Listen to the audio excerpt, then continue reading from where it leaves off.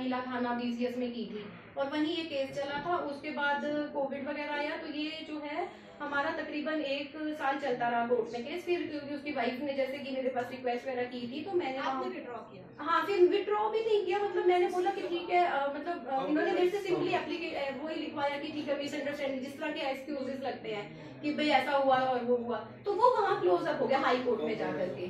तो बस यही रहा। उसके बाद क्योंकि ये सारी चीजें इतनी ज्यादा हुई कि मेरा फिर उसके बाद पुलिस में या कहीं जाने का रहा नहीं, क्योंकि ये मैंने सोचा था शायद ये सुधर जाएगा, ये नहीं करेगा ये हरकतें दोबारा मेरे साथ, लेकिन ये अब दोबारा होने लगी और बहुत ऊपर पहुंच गई है। बैक टू बैक कोविड का टाइम के बाद तो काफी साल हो गई है। हाँ, ये सब हरकतें जब हुई तो आप पे ऐसा कौन सा प्रेशर था जो आपने कभी पुलिस स्टेशन? मैम यही प्रेशर था कि इस आदमी ने, जैसे मेरी पिक्चर्स आदमी ने अपने पास रखी थी, तो ये मुझे उसी पे ब्लैकमेलिंग थी कि ये मैं वायरल करूंगा। नंबर 2 कि जिस तरह से ये मेरे को बहुत ज्यादा ना मैम मारना पीटना टॉर्चर करना, तो एक औरत होती है वो डरती है इन चीजों से कि क्योंकि वो क्या अगर मैं पहले यहाँ अकेली रह रही थी बीसीएस में। मैं यहाँ से 2019 में शिफ्ट हुई थी क्योंकि आपको क्यों मारेगा वो?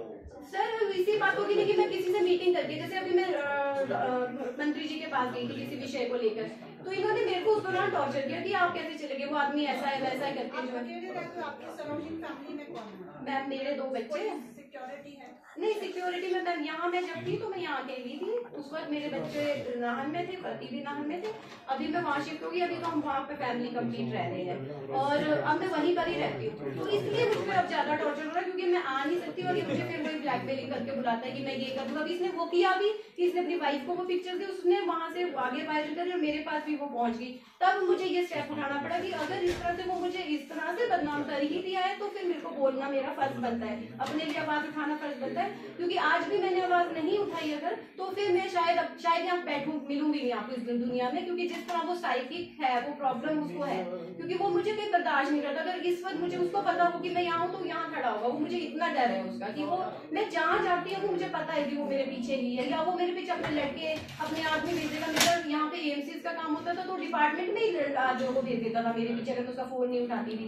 मैं डेल में थी तो मुझे वीडियो कॉल पे रहना पड़ता था एवरी टाइम। तो मतलब बहुत सारा, मैं बहुत ज्यादा टॉर्चर हूँ। तब आज आपके सामने ये बात रखी है कि कल को फिर से मेरे साथ ये घटना घटी तो आज कम से कम आपको ये तो रहेगा कि इस लेडी ने ये बात हमारे सामने रखी थी। तो मुझे इतना डर है। तब आज जाके सर से मैंने इनको बताया, मैंने थोड़ा बता दी, फिर अभी तक घर ही पहुंच गया। तो मुझे लगा कि वो आदमी मेरे को मार देता, मेरे बच्चे को भी मार देता मैम, तो मैं क्या करती हूँ? मैं तो क्या कुछ कर ही नहीं सकती थी। लेकिन सर मैं जरूर करूंगी और मैंने लिखा हुआ ये सर सारा कुछ यहाँ मेरे पास है और मैं अभी जा भी रही हूँ।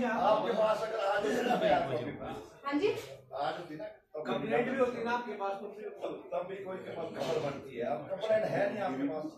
कंप्लेंट तो सर यही है जो मैंने पहले की थी, क्योंकि अभी मैं ना इसीलिए नहीं कर पाई कि वो अपना पावर इतना यूज करता है कि मैं कहीं ऑनलाइन करो, ऑनलाइन भी होती है कंप्लेंट, ऑनलाइन करो।